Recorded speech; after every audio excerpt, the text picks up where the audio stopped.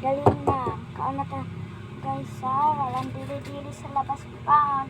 Tara na, kasi sa labas tayo kakain na yun. Hindi dun sa popcornan, ha? Ito lang kayo. Nahilag na talaga kayo dito sa popcornan, no? Yun na, nandito na. Ako na dito. Magluhot na lang tayo, guys. Ay. Yay! Titinog na ako, busog na ako eh. Salamat pa lang. Kinuha ko pa lang yung tumbler ko. Kasi nandito ako mag-iinom ng tubig. Just mas lang ganyan na ay. Kaya ang kaklase ko kahapon. Opo muna ako. Kahapon kasi parang ko nag-celebrate lang sila pagula nila.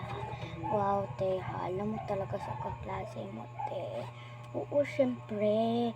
Balik na sa mga room. Sige, ma. Yun lang, guys. Bye, guys.